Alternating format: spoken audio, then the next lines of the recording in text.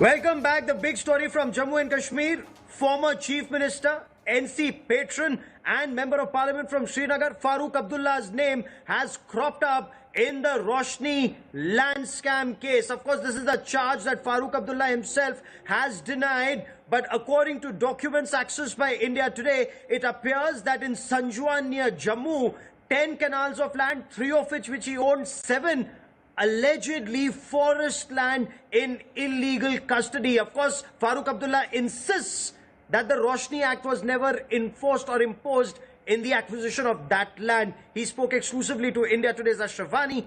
This is an India Today special report.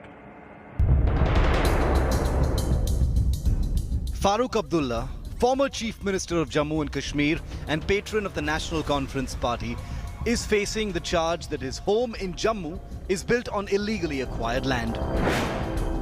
The Jammu and Kashmir administration has named the 83-year-old veteran politician in a list of those who exploited the Roshni Act to grab land.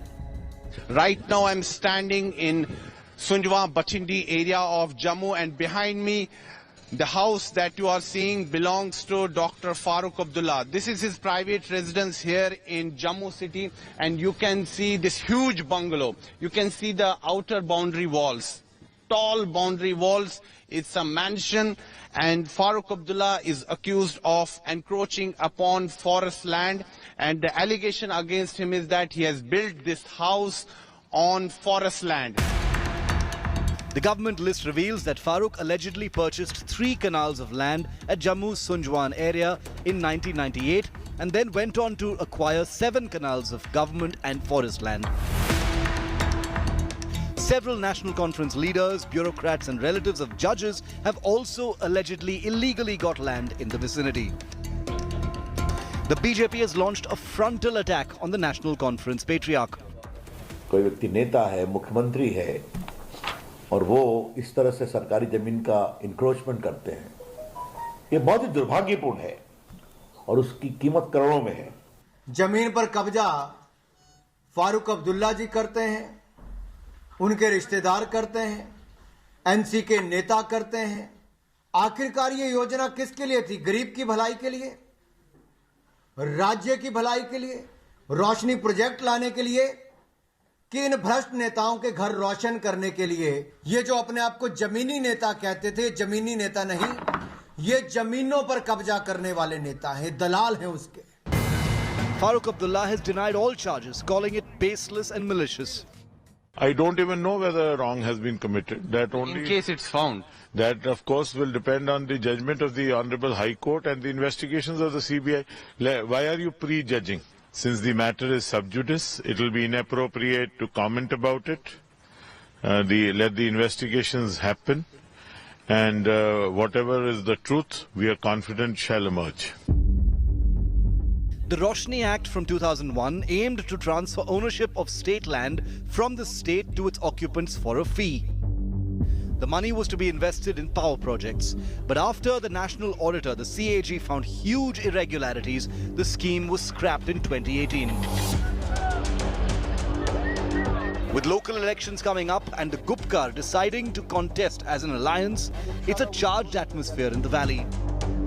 And questions are being raised on the move by the J&K administration to upload details of encroachers on its website.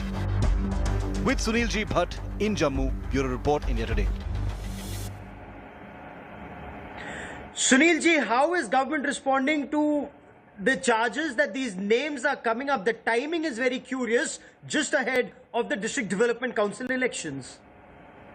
Well, Gaurav, Gupkar Alliance leaders have questioned the timing of this, revelation. The names of all those who are involved in the Roshni scam, their names have been made public.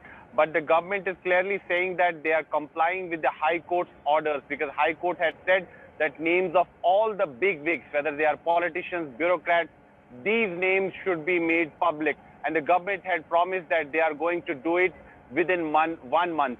So government is saying that they are complying with the orders of the High Court, and they are not, getting any kind of political orders from the center. So they are clearly acting as per the High Court direction.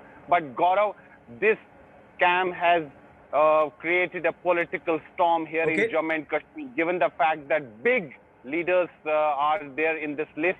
Although this is right now, this matter is sub judice. CBI is probing this case and it's a High Court monitored probe, so we Yes. will have to wait. CBI reaches to its logical conclusion and reaches to a conclusion. Keep tracking that story, Sunil ji. I will come back to you for more on this, but Hi everyone, Preeti Chaudhary here. Hope you like this video. For latest news and analysis, like and subscribe to the India Today YouTube channel. And don't forget to press the bell icon to stay updated. Thank you for watching.